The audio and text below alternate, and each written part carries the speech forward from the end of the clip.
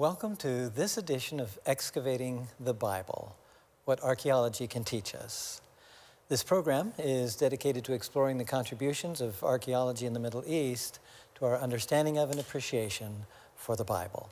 I'm Doug Clark. I direct the Center for Near Eastern Archaeology at La Sierra University and co-host this program with Dr. Larry Garrity, also of La Sierra, longtime archaeologist, and Dr. Kent Bramlett, Associate Professor of Archaeology and the History of Antiquity at La Sierra.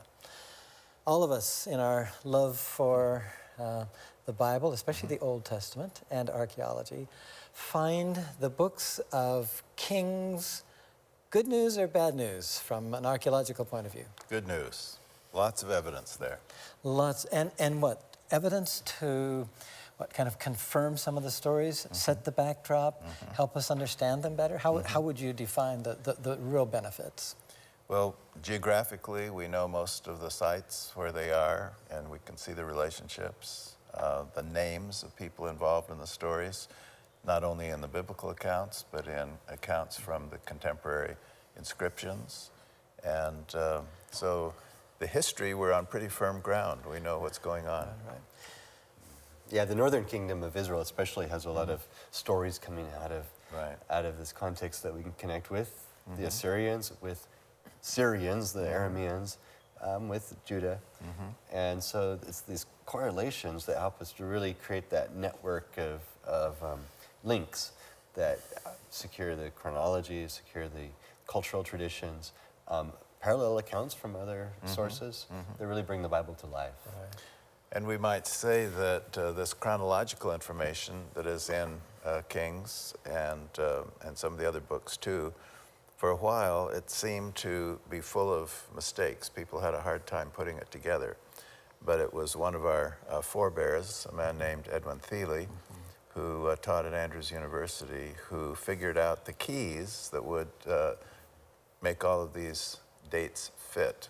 And so with very few exceptions, all the dates, just as we find them in Scripture, do fit, not only with each other, but with the correlations from these inscriptions. So it's an interlocking jigsaw puzzle that we can now solve in a way that 100 years ago people couldn't. And recognized everywhere. Right. I mean, there are different chronological schemes, but they don't vary very much from what Thiele did. What do we have in chapters 9 through 17 of 2 Kings that might stand out as a story, as an event, as something that we could make an easy connection with? What do we have in these stories? I mean, we're talking about, we start with Jehu and go to the end of the northern kingdom of Israel. So that's probably the clearest point, because the Assyrians were bearing down through those various Aramean kingdoms to the north, the last of which was Aram Damascus. And, you know, they brought them to an end. So those massive destruction layers. And then the destruction layer at Samaria can be dated securely.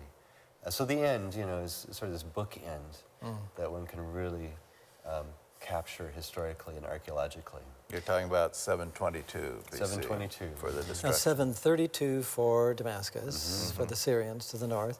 And what, kind of brushing against Israel at that point? It certainly was perceived as a threat, but not until 722. And you have this incredibly condensed series of short-lived reigns of kings. And they're, I mean, some of them transition in as short as a few months. Right. And all of them leading up to finally. Always an indication of internal chaos. Right. Whenever the Egyptians have lots of changeover, we know that we're bearing down on the end of a dynasty. Right. Does Jehu strike you as one of the good guys or not? I mean, I ask that question in the context of the way the Kings puts it. We have kings who were evil, and they typically merit a very short reference in the Bible, but sometimes we get a lot about them elsewhere. The good kings, they're good for a reason. Think about that. Interesting, isn't he? He's almost really good, but he's too zealous, and so he gets critiqued on that. He tries to annihilate the worship of Baal, but he utterly wipes out beyond all cause and reason, the lineages of his predecessors. And so he's condemned for that. Even in a worship service in the temple of Baal or Baal, where you have this separating, very clear separating of any non-Baal worshipers from the Baal worshipers. And all of these others leave, but the Baal worshipers are left in there, kind of deceived into thinking that they're going to be honored. But that ends badly. And he's generally appreciated for having done away with Baal worship in Israel at that time. But they ding him for not doing away with the temples with the golden calves. And some of the high places. Right, I think the high places are mentioned as well. So sort of good news and sort of bad news. But really sells, I mean, he kills all of the competition, right? And how many sons of Ahab are we talking about here? There were 20? I think the number goes to 70. 70, that's right, 70. I don't know if that's just a nice rounded number to say that he had enough or not. But they're all eliminated. And so there's no competition. That's part of the process. Yeah. So, well, we're going to turn to and visit some sites and artifacts and inscriptions that relate to this section of 2 Kings. But first of all, we have a few artifacts. Let's just take a minute and think about them. Kent, what do you have in front of you there? Well, again, some vessels that represent especially northerly traditions. It's interesting that in the later kingdom period, the kingdom of Israel and the kingdom of Judah, that they have separate traditions. You can identify sort of the northern styles from the southern Judahite styles. And so we have here some of the northern styles represented. And was that an attempt to keep some sort of ethnic division? I mean, would you do something different just to be different? Sometimes, but sometimes it's just because they are different. And people have always pointed out that, the Israel always was more multicultural. Yes. And we hear that in the Bible too with the residual Canaanite culture. So Judahite identity was probably more homogeneous. And because of that the cosmopolitan nature of the northern kingdom, the Phoenician influence, the Aramean influence, it just looks different. I'm sure there are viewers who are wondering, now how can he date those pots? Why don't you give us a little primer on what makes you know that these pots belong to this period? Well, each one has its characteristic, but even a decanter like this, the shape starts out really nice. Often forms start at the best that they will be, and they degenerate. So carinated bowls like this earlier had a really strong bend or carination on the edge, but it gets rounded off over time. And here we have just a very small sort of effect from that. But the decanters, again, they have this really sharp shoulder, but they start to sag, they get really baggy later on. So this is still a pretty good form, it's sort of mid-range. So you're looking at form, and you study rim, and you study decoration, and the wear of the pottery itself. Exactly, all of those decorative features. When you look at a rim, or when you look at a shoulder, or the handle, or the base, which is the most important indicator of change? The rims are the sort of the leaders in development. Again, it's like the trim on cars, I guess, or clothing styles. It's purely decorative, and those purely decorative elements change faster than just the shape of the vessel itself. Right. And again, the finishes change. Any other aspects of pure decoration. Okay, Larry, what do you have in front of you? What toys do you have? Well, the closest to the front here is a bronze or metal axe, where you have the wooden member that goes this way. Probably battle, military, probably something like that. Something like that, right.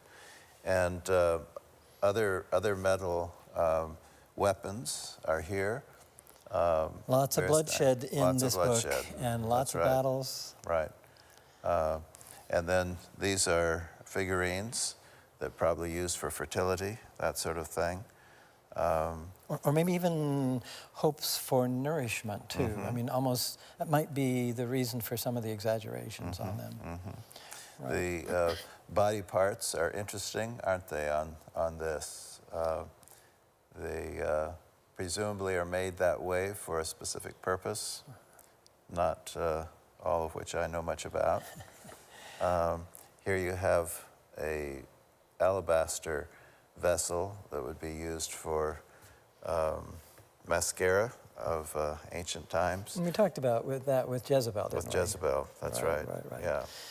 So some important artifacts tied to our stories, tied to our passages at this point. Let's turn to some slides and think about them in terms of connections. That's what we're looking for, these connections with the biblical text. First of all, the outline, and we are now in number 2, and we're moving from Jehu to the end of the state of Israel, and so we're talking about concluding this in 722. Our standard map that we've been using to illustrate the 2 kingdoms, what we have to imagine now is after 722, which of these 2 on the left are gone? Israel. Yeah, the is northern gone. kingdom. So it's gone. Yeah, that's right. And what happens to the population, according to the Assyrian records? Well, and the biblical records. Right. Many were carried away, far away, and were replaced with captives from other regions. So they became the foundation of what we would call the Samaritans later on. Purpose, the political or the motivation, or what kind of goal? What was accomplished by this? The Assyrians were trying to break up sort of the Iron Age nation states. So how do you break up the identity? You deport them, and bring in others. You mix the populations, and it's very hard then for nationalism to really take off and reassert independence. So the diversity came, well, this was an imposed diversity. This was, and the Assyrians had to do that, I guess you could say. The Persians could play the other side of the coin. The Assyrians had done the dirty work and broken the back of the nationalism, so the Persians could let them come back and not worry about some of the same problems. And the people who came back would be feeling very good about the positive Persians. about their... And give loyalty to them for that reason. Okay, several locations we want to turn to, connected with some of the stories in this section of 2 Kings. And we will do so kind of as the list comes. Northern Jordan, yes? Right. What are we looking at here? Tel Ramate, Ramoth Gilead, I suppose it could have been called in biblical times. And it lies near the border with Syria and has been excavated by an American archaeologist. And so the Gilead would be the northern part. Right. And then what? Ramoth has something to do with heights. Huh? Ramoth in Hebrew is simply the heights of Gilead. So I don't know that this is a real high tell here, but certainly significant. If this is the place. If this is the place. There are a couple of other possibilities compared to the plain around it. Right. And this is another picture of Rumaith near the town of Ramtha. So these, I mean... That's the current border between Syria and Jordan. So how often do these consonants stay with the sites? So that we can say, at least with some confidence, we can go back and say, these consonants seem to match up. At least the vicinity that they're pretty much close to. So you know if it's not the specific site that it ought to be very close. Right. And the relatedness in the succession of languages helped, I think. Yes, right. So you have, Canaanite or like Old Hebrew, then Aramaic. So it's a cousin language. And so the population is retaining those connections. And then even when Greek comes along, they often just... and it's interesting how modern biblical study is based on a man named Robinson, who was a missionary in Beirut area, and he got on a horse and just headed down into Palestine and spent several weeks with an Arab guide and translator, and they would know the Arabic name, and so he would back up to the related Hebrew consonants and say, well, this must be this, and this must be this in the Bible, and so on. And so actually, in one day, he identified scores biblical sites that way. And some of them actually work out okay. Yes, that's Not right. all, Many, but some of them have, many of them have held the test of time. Right. Right. So perhaps Ramoth Gilead there. Others have suggested this site, which I think we've looked at in the past a few times. We've thought about excavating there ourselves, didn't we? Whether that might be, this is the largest tell or mound in northern Jordan. And actually the first Seventh-day Adventist in Jordan came from the village beside this tell. Husson. Right. This has to be an old picture because there are lots of Nowadays it's around built around. Right. We have been visiting Samaria and Jezreel. We'll do that again briefly, starting with Jezreel. In what part of the valley, Kent, is Jezreel located? Well, we're getting to sort of the eastern connection with the Harod River Valley that we connected. But it's Jezreel, Jezreel is fairly central, but in the southern edge of the valley. Gilboa, you can see there is the dry hills of Gilboa in biblical language, is really the northern edge of the Samaria highlands. It's often called the Valley of Jezreel after this site, isn't it? The Valley of Esdraelon or the Valley of Jezreel. Yeah. Just along the northern edge of the Carmel Range. Right, and really the breadbasket of the northern part of the country. And evidently housed a palace for Ahab and Jezebel at one point. So some history connected to... Didn't Elijah run in front of the chariot And from Carmel that's right, down the to chariot. Jezreel? Right. He must have been out of breath by the time he got there. Maybe in good shape. Yeah. Maybe in good shape. Samaria. We've been to Samaria before. The capital, maybe the most prominent of the capitals. I would think that. Of the northern kingdom of Israel. The last one, but certainly, I would say probably. Yeah, the longest lived one, mid 800s to the... And it was built from scratch as a capital. Right. And some remains from the Iron Age, from the time of the monarchy, on the very top of the tell.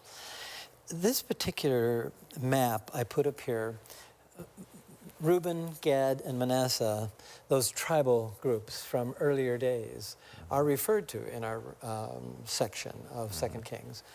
But I put it up here in part because these borders, which look like they're nice, crisp lines, what should we say about fluctuate, borders? don't they? They do fluctuate. What's causing that? Well, political dominance. Gad and Reuben overlap a lot. But then we know the stories of Moab and the Mesha when he conquers much of Gad, and so it becomes Moabite. So how do you define a certain area?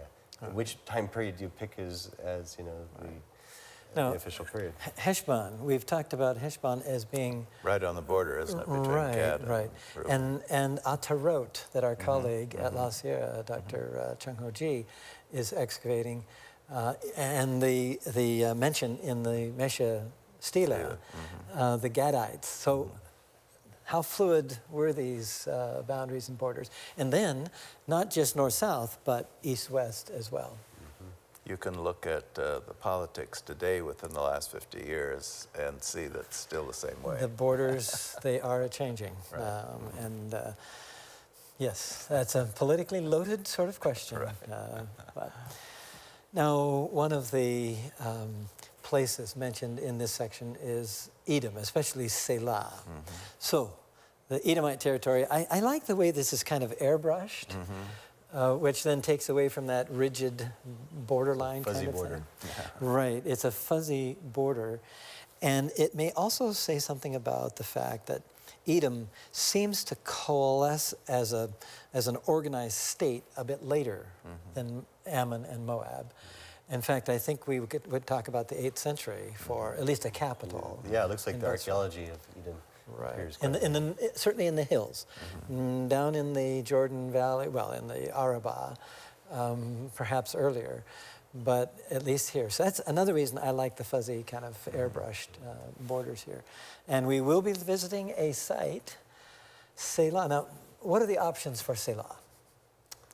There certainly is more than one. Right. it's all the options are connected with this region, though, aren't they? Right. Maybe further north or further south, but they are generally Edomite, and in these mountains to the east and south of the Dead Sea. And the word means rock, so Yeah, that's true. They're envisioning this fortress up on the top of a rock. I think we call them an acro site. Acrosites, right. So now, what in our text is related to this in terms of Selah? What happens at Selah that makes it important for this section of 2 Kings? Well, there is one story about Israel's fighting with the Edomites, and Amaziah throws 10,000 of the Edomites off the cliff, and they met their death. So that's a pretty dramatic story. The Acrosites lend themselves, I was going to say lend themselves well to that story, but that story is an unpleasant story to They all start with. stood up on top, and I think imagined. Right. And so what we want to do now is get closer, and now you can see How that could happen. how that could happen.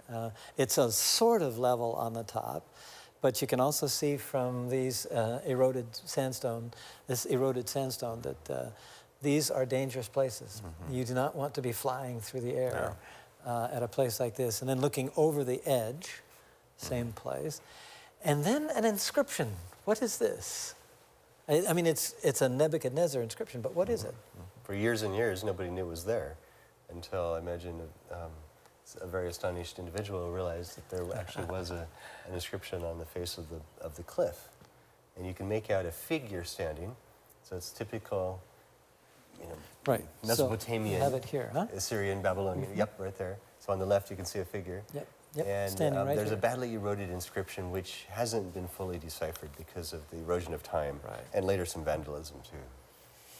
There's several places through the Middle East, aren't there, where they use cliffs to put inscriptions like that.